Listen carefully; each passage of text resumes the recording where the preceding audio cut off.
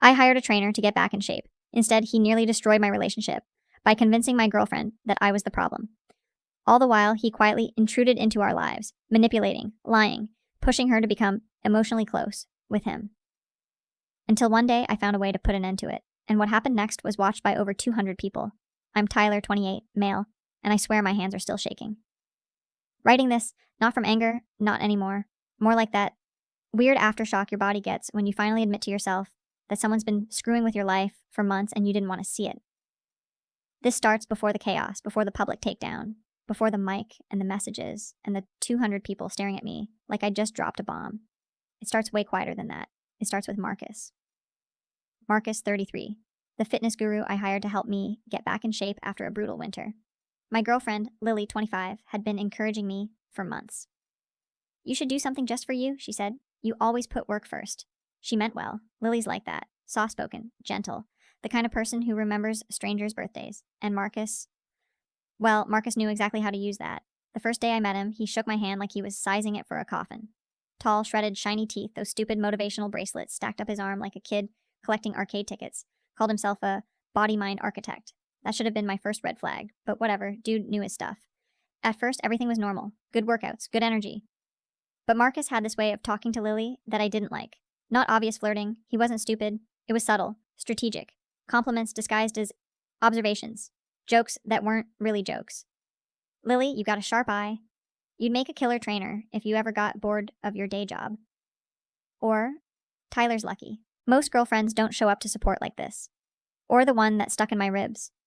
You two are cute. I don't see couples with chemistry like this very often. He said it with that fake sincere smile, like he already knew something I didn't. Lily brushed it off every time. He's just friendly, she'd say, squeezing my hand. And I wanted to believe her because she wasn't the problem. She never was.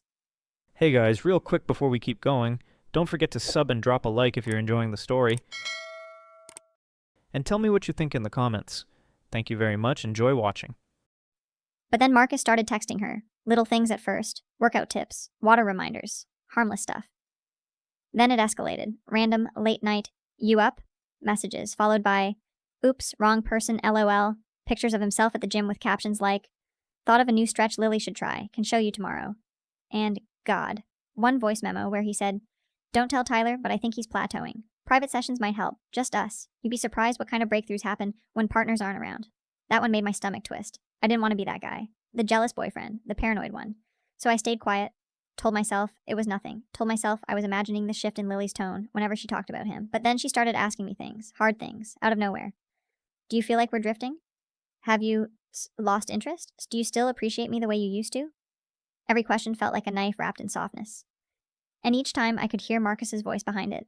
This wasn't random. The man was planting seeds, and I didn't know it yet, but he was about to try and harvest everything. If part 1 was the unease, part 2 was the unraveling, the point where Marcus stopped pretending and started pushing. Lily and I had been together 3 years. Real years. Not the on and off kind or the convenience relationship kind. We'd lived together for 2. Shared rent, shared routines, shared stupid inside jokes about the neighbor's cat that screamed like a person at 3 a.m. We worked. We genuinely worked. Which is exactly why Marcus targeted us. The man fed on stability like it offended him personally. The more comfortable Lily and I were, the harder he pushed. The next red flag happened on a Thursday night. I'd worked a long shift, dragged myself home, and found Lily curled up on the couch with this weird, tense look. Eyes distant, hands picking at a blanket like it owed her money. I kissed her forehead.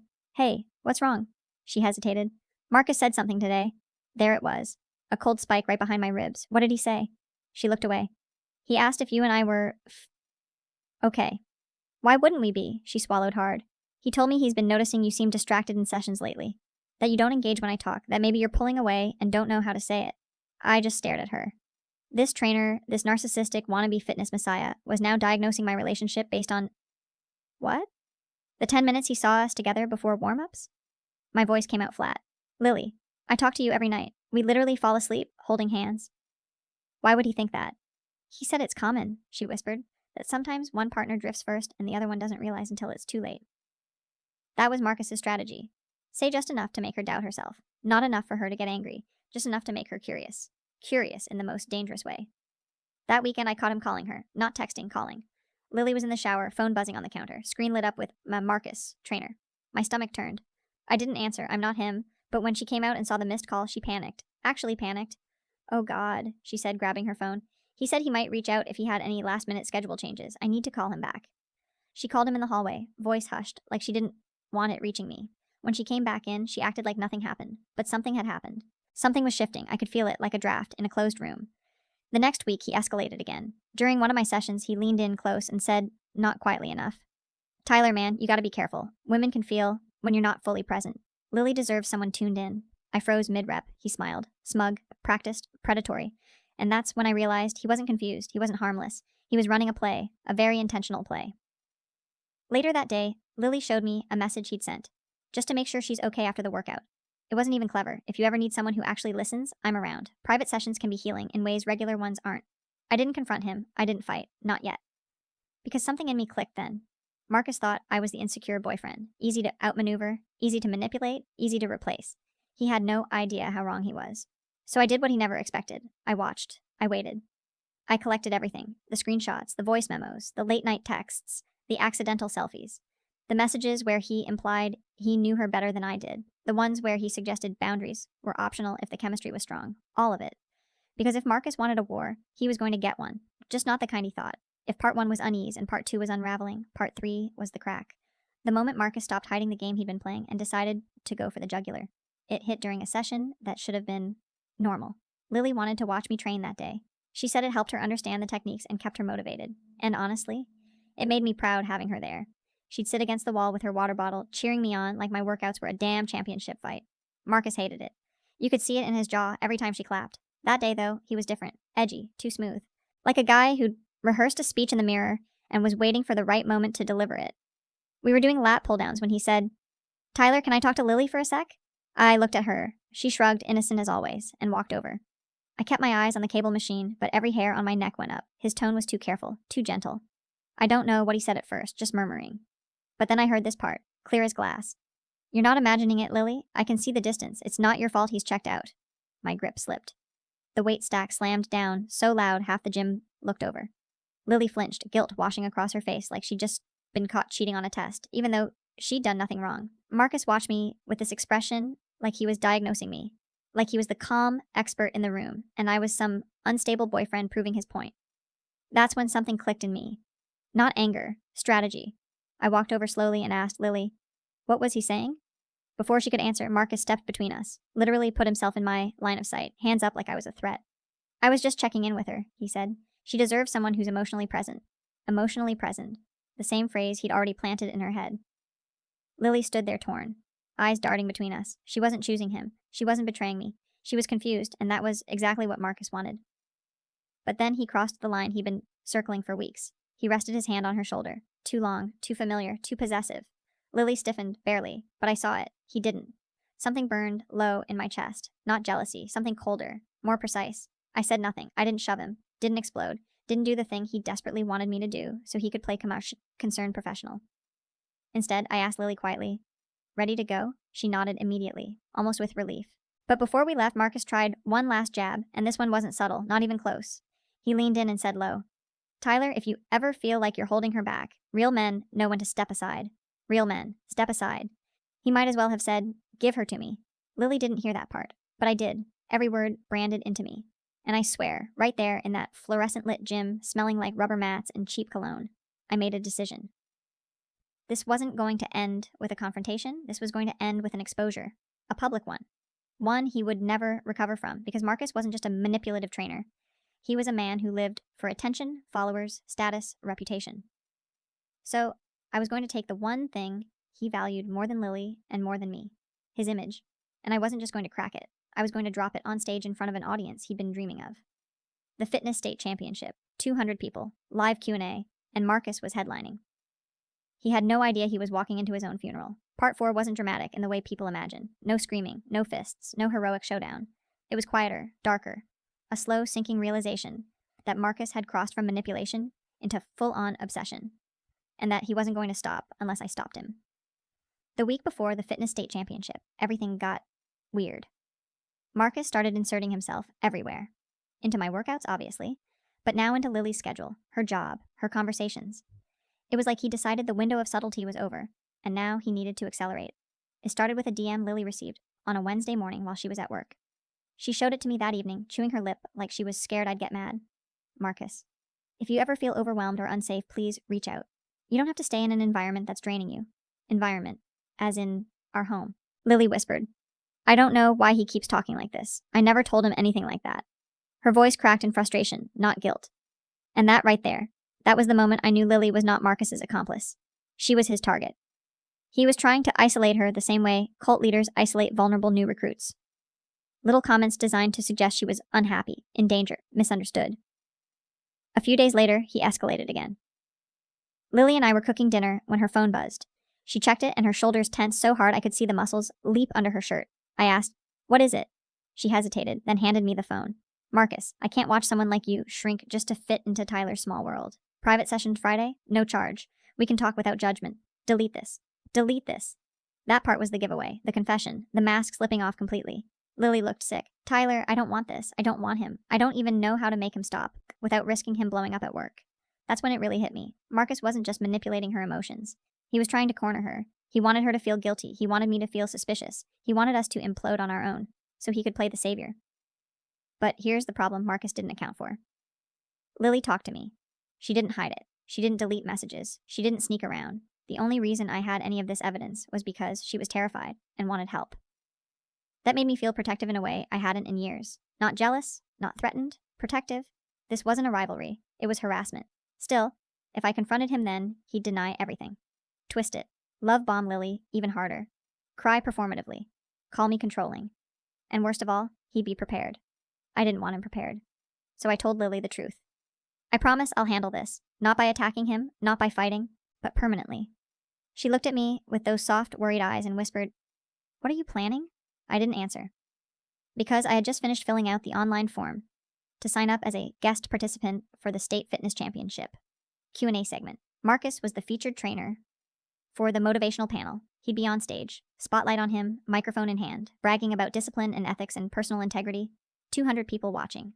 His clients, his sponsors, his gym management, local streaming cameras. And me sitting in the audience with a folder of screenshots, voice memos, and the message he told Lily to delete. I wasn't going to confront him privately. No, I was going to hand him his own grave, on stage, in front of everyone he'd ever wanted to impress. He'd built his entire identity on being the guy everyone admired. I was going to make sure they saw the real him. By the Monday of championship week, Marcus was spiraling, but he didn't know I'd noticed. That's the thing about narcissists. The moment they feel a shift in their control, they start doing too much. And Marcus was doing way too much. He started love bombing Lily with fake concern. "You seem distant today. Just want to make sure you're okay." Tyler looked tense in the gym. "Is he pressuring you?" "If anything ever feels unsafe, you can talk to me."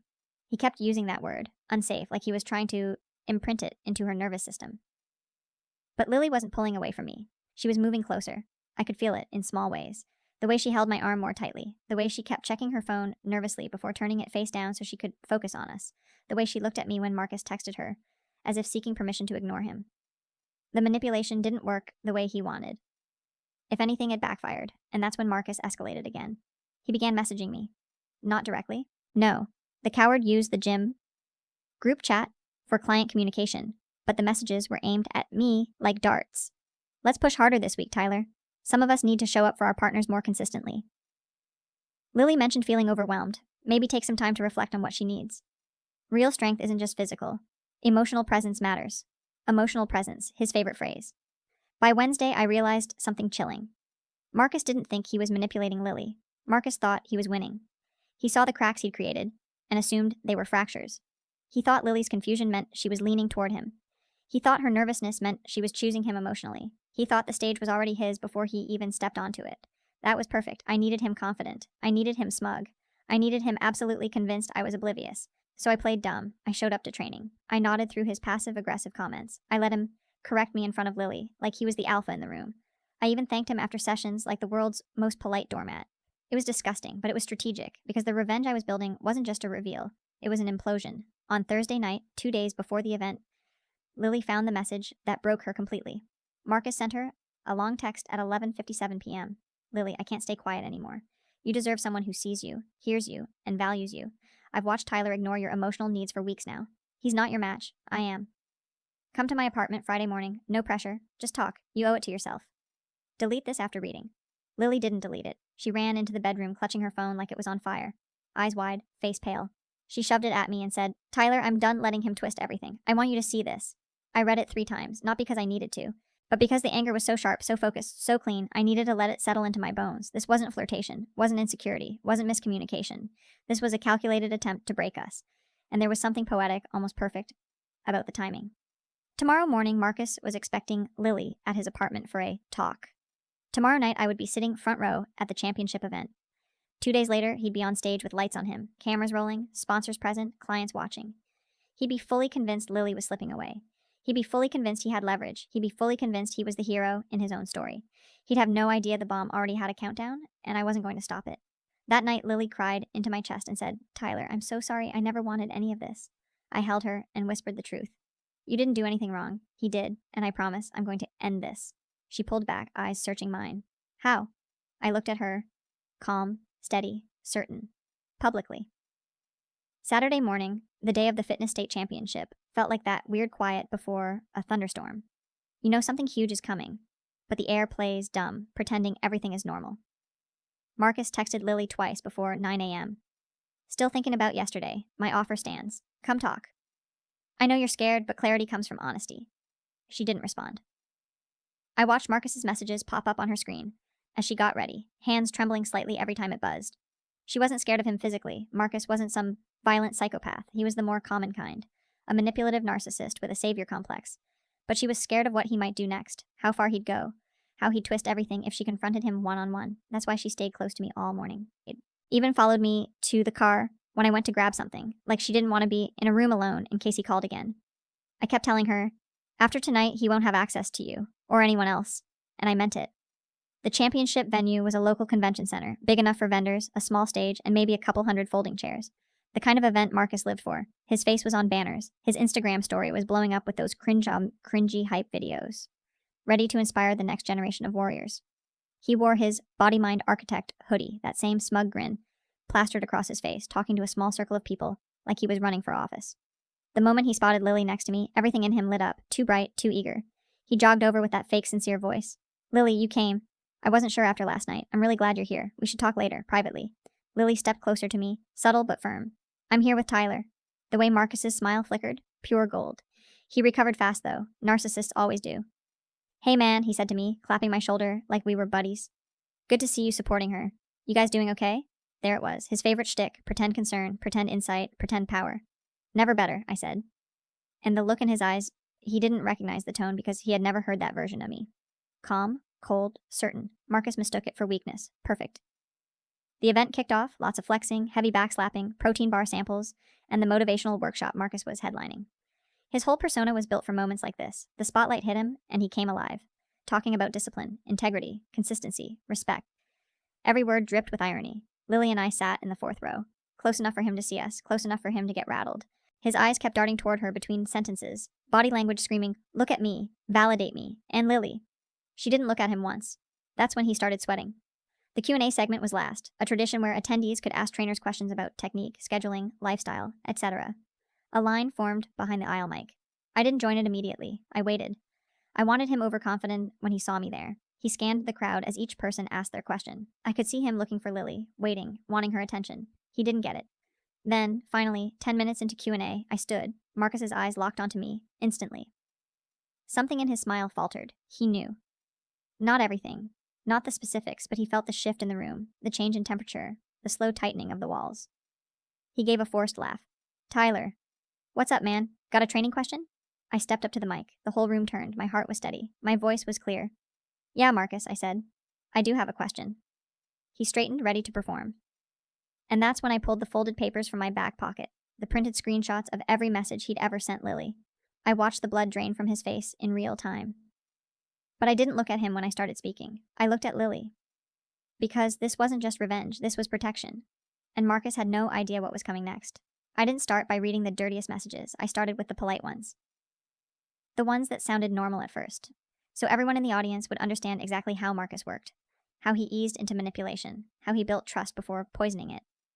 I cleared my throat, lifted the first page, and said, "Marcus, you like talking about integrity, right? Respect, professionalism. Those big words you keep throwing around?" His jaw tightened. "Let's take a look at what you send your clients' partners. the room murmured. Marcus forced a smile that looked more like a grimace. I read the first text aloud. Lily deserves someone emotionally present. If you ever need support, I'm here. A few people shifted in their seats. I continued. You don't have to stay in an environment that's draining you. Real men know when to step aside. The audience's whispers grew louder, confused, uncomfortable. I held up the next sheet. This one was my favorite, Marcus, sent at midnight. I read slowly, letting every word echo. Come to my apartment Friday morning. No pressure. Just talk. You owe it to yourself. Delete this.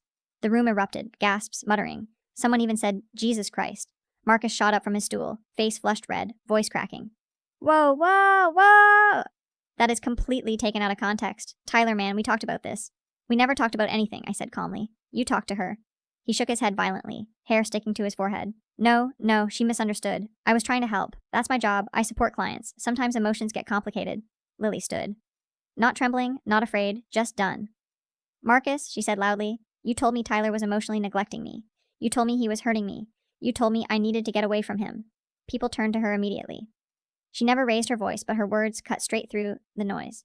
You told me you were my safe space. You told me you felt something real. You made me feel like I was doing something wrong. Marcus's composure cracked like old plaster. No, Lily, you're confused. I wasn't. You know I care about you. He stepped toward her. Bad move. 3 volunteers from the event staff got between them instantly. One put a hand on Marcus's chest. Sir, please step back, Marcus snapped. He shoved the volunteer's arm off. Don't touch me. I'm the head trainer here. She's lying. This is all being twisted. Someone in the audience yelled. Bro, we're literally reading your texts. Marcus spun around, sweating, panicking, spiraling. His voice jumped an octave. They're fake. He faked them. He's insecure, obsessive, controlling. I held up the printed screenshots again. They're from your number, time-stamped, backed up, screenshotted, saved to cloud. The audience laughed, nervous, disbelieving laughter. Marcus wasn't done humiliating himself.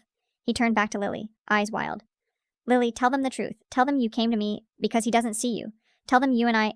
Lily cut him off. There is no you and I. There never was. That shattered him. He let out this ugly, strangled sound, like a wounded animal trying to roar. Then he knocked over his chair. Then the small table with water bottles. Then he tried to grab the microphone out of the moderator's hand. Security rushed him. He screamed, actually screamed, You don't understand. She needs me. I can fix her. I can fix everything. Fix her. Like she was a project. That was the moment the entire room collectively turned against him. The cameras kept rolling as security pulled him off stage, flailing, spitting curses, shouting about loyalty and betrayal and emotional energy bonds. Every single sponsor banner behind him suddenly felt like comedy. Someone in the audience muttered, This dude is cooked. As they dragged Marcus toward the exit, he kicked out of a chair, tried to break free, kept yelling, Lily, you're making a mistake. You're supposed to be with me. Tyler doesn't deserve you. Tyler, you ruined my life. I spoke softly into the mic. You ruined your own. The crowd erupted into applause, actual applause, not for me, for the ending. When Marcus disappeared through the side doors, the moderator stepped up, stunned, speechless, finally managing. Well, that concludes the Q&A. I turned to Lily. She threw her arms around me, shaking. It's over, I whispered. It's done. But I didn't know then. Marcus wasn't finished burning his life down. Not yet. That would come the next morning. The fallout didn't wait. It started the very next morning, before Lily and I were even awake. At 7:14 a.m., my phone started buzzing nonstop, missed calls, texts, notifications blowing up like fireworks. Not just from friends or gym people, from numbers I didn't recognize, sponsors, gym members, event attendees, even a local fitness podcast. Marcus's meltdown had gone viral. Someone in the crowd had filmed the whole scene, from the moment I stepped up to the mic to the exact second security dragged Marcus off stage screaming my name like I'd stolen his identity. Clips were posted everywhere. Trainer implodes after client exposes his messages. Local fitness guru caught grooming client's girlfriend. Marcus falls apart on stage. By the time I got out of bed, the video had nearly 70,000 views. Marcus apparently had been up all night responding, or trying to. His gym's Facebook page had a meltdown post from 3:47 a.m. Long, ranting, unhinged. Something about betrayal and slander and energetic connections being violated. It was deleted within minutes, but screenshots live forever. Then came the avalanche. The gym fired him, publicly, directly, desperately. They posted a statement. Effective immediately, Marcus S. is no longer affiliated with Iron Forge Fitness. We do not condone inappropriate behavior toward clients or their partners. People in the comments roasted him without mercy. Sponsors dropped him. Protein companies, clothing brands, even the stupid bracelet company he always promoted. One of them posted, We do not work with individuals who violate professional boundaries. That one had thousands of likes. His remaining clients canceled sessions. Some demanded refunds. Some threatened lawsuits. His exes started coming forward in comments, telling their own stories about him being manipulative, obsessive, boundary crossing. It was like the whole city had been waiting for permission to say what they already knew. Marcus didn't disappear quietly, though. Of course he didn't. At 11 a.m., he sent Lily a final message. Hope you're happy. Tyler ruined my life. You chose a small man over greatness. She blocked him. At noon, he sent me one. You will regret humiliating me. Real men handle things privately. I blocked him too. And just like that, the noise stopped. The storm ended. We spent the rest of that day together. No gym, no drama, just us. Lily made pancakes. I burned one. She laughed so hard she snorted. We put music on, danced around the kitchen like idiots, and for the first time in weeks, she looked peaceful. That night, we did something small, something symbolic. We went shopping. Just clothes, nothing fancy. But it felt like reclaiming space, our relationship, our happiness, our lives. At one point, Lily tried on a green sweater and spun around, hair bouncing, cheeks flushed. How does it look? She asked. I stared at her for a second too long, then said, Perfect, just perfect. She stepped close and took my hand. No more, Marcus, she whispered. I kissed her forehead. Never again. And that was the truth. Marcus vanished after that. No more calls, no more messages, no more gym appearances. People said he moved to another city. Others said he tried starting an online coaching brand that flopped immediately. Doesn't matter. He was gone. His career was over.